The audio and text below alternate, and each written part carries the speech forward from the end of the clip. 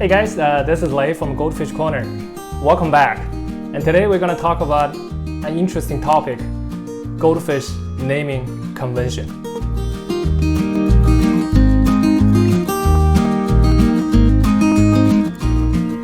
Well, if you're new, please subscribe my channel, and all the links you can all refer to the video description. So goldfish name is an interesting topic. Many of my friends complained about the goldfish names. There are so many of them, so complicated. It's really hard to find a standard. And so far, there's no very good textbook to sort all these naming conventions. The other feedback, why don't we build some international goldfish standard like ISO 900 goldfish naming standard? Well, my opinion is if we have international goldfish standard, we may losing some fun part of goldfish culture and goldfish knowledge. So why don't I tell you some story about goldfish naming convention? We can learn the different way from different country to name goldfish. So based on my knowledge, I kind of summarize goldfish naming convention into 4 common ways. So the first way, which is a dominant way and typical use in Chinese goldfish, it is called resemblance. So resemblance means similarity. Goldfish has one of the attribute similar to that creature or attribute. We actually borrow the name of that creature and become a goldfish name. Like the picture that I'm going to show on the Goosehead, very similar to the Chinese white goose. The creature could also be an imaginary creature, like the Kirin Goldfish that I has talked about in my old videos. So the second way, which is a typical used in Japanese goldfish naming style, which based on the birthplace name, such as the city name or county name. For instance, Tosakin is a perfect example. The third one, which is a creator's name. That could be first name or could be last name. So the last one, combination. So that could be combination of any of the top 3 ways. That could be resemblance plus place name, or could be a creator's name plus resemblance name. So the next one, I'm gonna go through different country and go through a different goldfish breed. Let's start from China. So the Chinese style, most of the Chinese style is based on the resemblance. In terms of real object, Lionhead, as you can see on this picture, a wing has massive wing growth, not only on her head, but also around the eye, on the side of the gill, and also on the mouth. This is a typical Chinese lion statue, and the wing shape is very similar to all those hair balls or hairs around the lion statue. And here's another example, it's called a Tigerhead. And many people confuse between Tigerhead versus Lionhead. So the Tigerhead has massive wing growth on top of the head. From the side of the wing is actually a relatively thin layer of wing on the gill on the side of the head. If you check the video above, I actually have another separate video talk about the king Tigerhead goldfish. Well, Chinese breeder really focus on the wing. And the other wing shape is called a Goosehead. And the Goosehead is eggfish, which is different than Rugao Oranda. Rugao Oranda has dorsal fin, and Goosehead has a pure, smooth, curved back without a dorsal fin. This is the Chinese white goose. So it's a pure white on the body, and it's only red on the head and on the mouth. This typical Goosehead, a beautiful red ruby colored wing on the head and a little bit on the front of the mouth. So this shape plus the body color, it just looks like a beautiful clean Chinese white goose. Here's another very famous resemblance named after a real object is Pearlscale. So Pearlscale is a relatively new breed. I think actually developed in early 20th centuries. The scale has a high sedimentation of the calcium. So the scale becomes thicker. Each single scale becomes pearl. Look at the picture on the right. And just keep in mind, Pearlscale, hard for goldfish keeping. And if you damage the scale, it's impossible to regrow the scale back. Here's another very popular goldfish breed called Butterfly. This is actually one of the very oldest attribute of the goldfish. If you look at the tail is just like a flying butterfly. Please respect the butterfly. I recommended you look from the top. Butterfly is a typical top view fish. If you look from the side, you can tell you only look at the butterfly goldfish belly. The next one is Bubble Eye, I believe developed in early 20th centuries. The bubble on the goldfish gill, this feels like a water balloon full with water. That's how its goldfish got named. So the key feature of the bubble eye, you need to have a symmetric, a round ball-shaped bubble. And when the goldfish swim, the bubble is just moving with the body. It's very beautiful and very elegant. So this is the bubble eye goldfish. Well, this one is actually a relatively new breed. It's called a Milk Cow Ranchu. This is one of the signature ranchu of Chinese ranchu in Fuzhou. I believe it's created in early 21st century. The pattern is very straightforward. It has clean boundary between white color and black patches. It just looks like a milk cow. The other way of resemblance is based on an imaginary beast or imaginary creature. The typical thing you can see on the screen is a dragon eye. In Western goldfish society, we call it telescope. It's the same thing but different name. The reason Chinese breeder named it the dragon eye because the ball-shaped eye, it looks like the eye of a Chinese dragon. Very similar. It's extruding, it's big eye. So that's why in China, the breeder called dragon eyes rather than telescope because it's blended with local culture. So is egg phoenix. There's a difference in terms of phoenix between the phoenix in West country or the phoenix in East country. I showed the picture on the right. That's a typical phoenix image from China or from Japan. So it's a beautiful color of bird. And the key feature is the tail. So the tail is almost like a peacock tail, but it's only a free leading feathers from peacock. So this beautiful blue egg Phoenix goldfish, the long tail and also has a separation of each lobe, just like the imaginary phoenix tail. And the other thing I want to mention, the goldfish typically want to have a heavy body and a round belly. Phoenix is actually pretty slim or pretty fit body. So that's why, personally, I don't want the blue egg phoenix has a very round or heavy body. So last one, I don't want to spend too much word because I have, if you click the link above, I have a separate video and talk this Kirin goldfish in very detail. Basically, if you look at the scale of this imaginary creature we call a Kirin,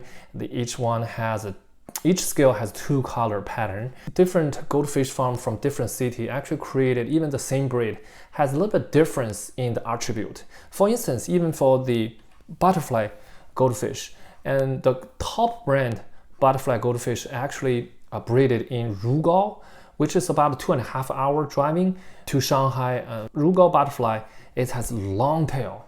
It's even close looking as butterfly. And the other thing is the color. They're very contrast color, so very vivid color. So that's the key signature of the Rugao butterfly. In terms of the best quality of bubble eyes, you need to go to Yangzhou city. So Yangzhou is about 3 hours driving to Shanghai. And the last one, this is relatively new. So based on the creator's name, as you can see on the screen, this is Pan Ranchu. It's kind of a signature or very representative style of a Chinese ranchu created by Mr. Pan Guocheng. It's a beautiful round shape, smooth curve, a high curvature back, and a very round belly shape. It's just like an egg, and a beautiful curve. And the other thing is the short tail, very cute. When this ranchu swim in your tank, the choppy face, the round curve back, and also the short tail make this very adorable goldfish. And this one is called Wenchun Oranda. So Wenchun is actually the first name of the breeder, Mr. Wenchun Zhang. So his goldfish is actually Oranda, but the feature is this Oranda is a beautiful, vivid color, It almost looks like a calico color, but they don't have a blue spot or orange spot. It's just red, black, and white. So sometimes we call it tricolor. So this is a Wenchun Oranda. All right, so this is pretty much in terms of the Chinese style. And now let's go to Japan and to look at what's the Japanese style.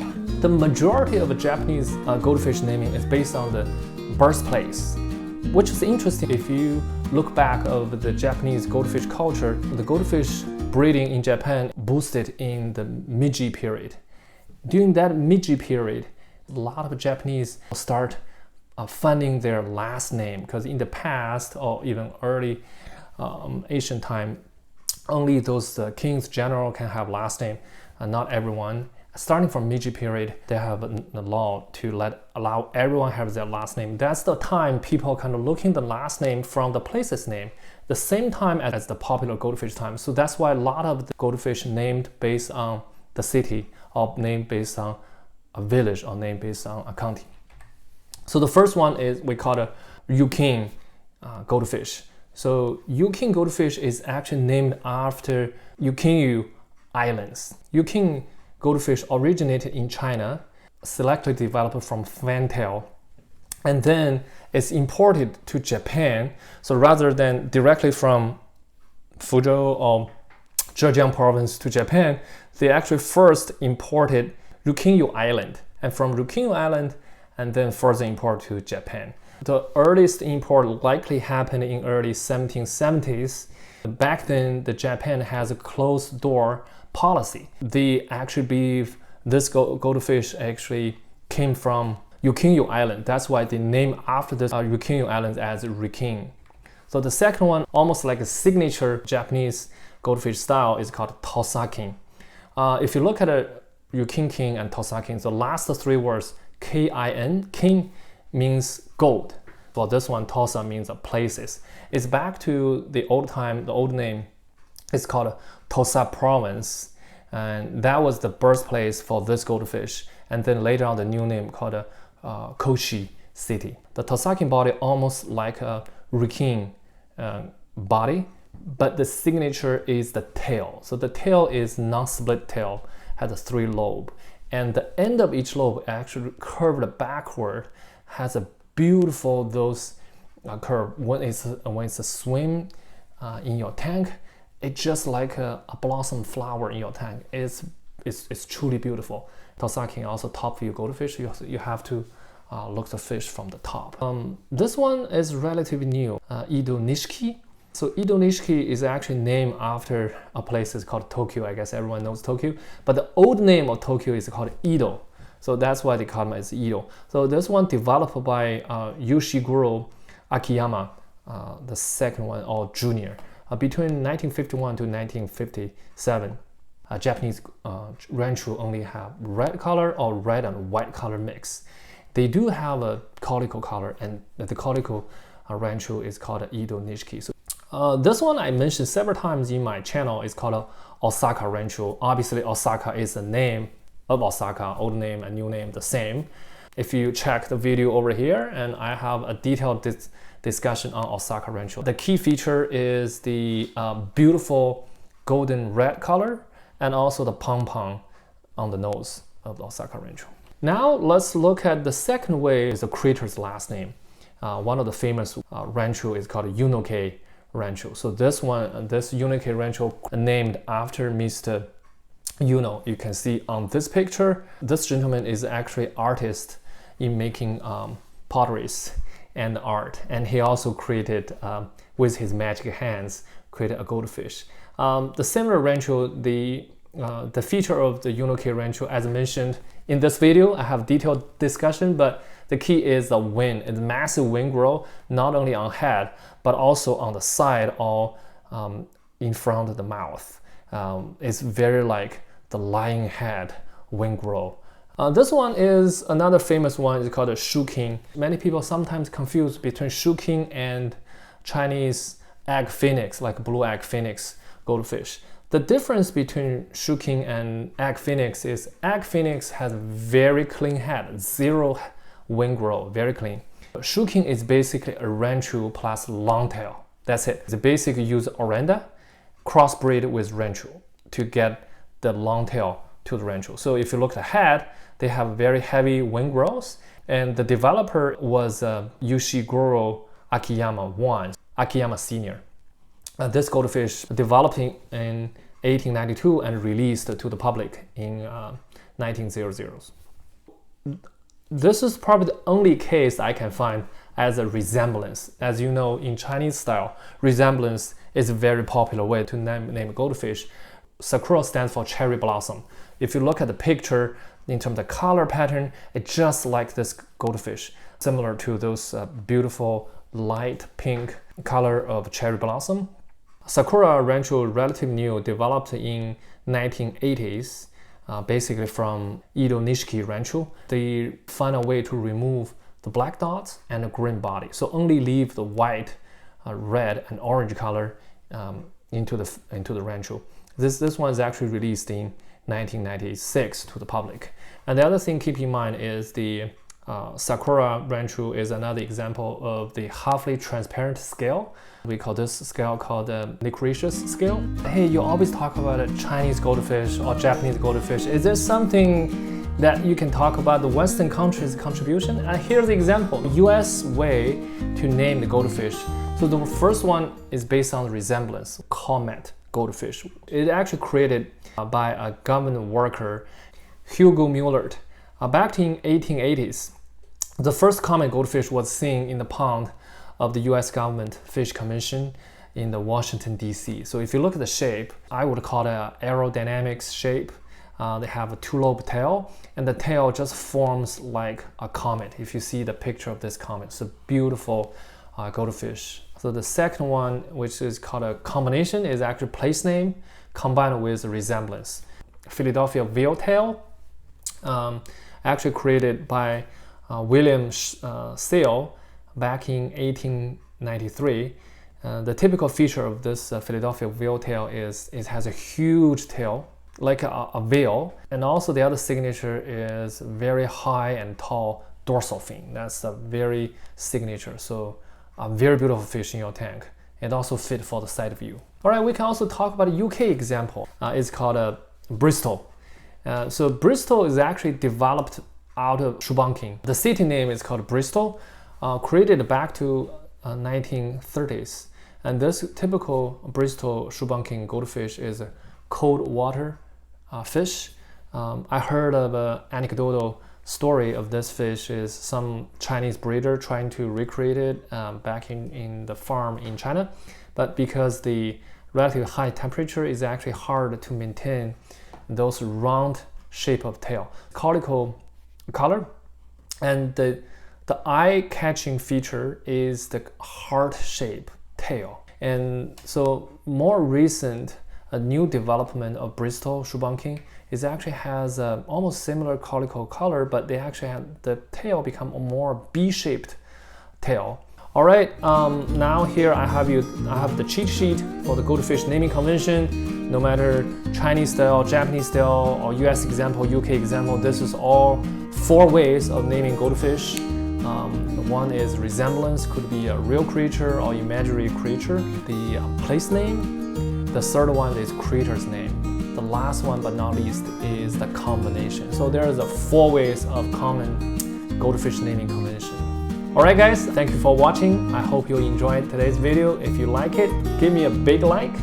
And also join my Goldfish Club by subscribing my channels and not only show the support, but also you're gonna get the latest notification of all those Goldfish lectures. Okay, I hope you enjoyed it. See you next time. Bye-bye.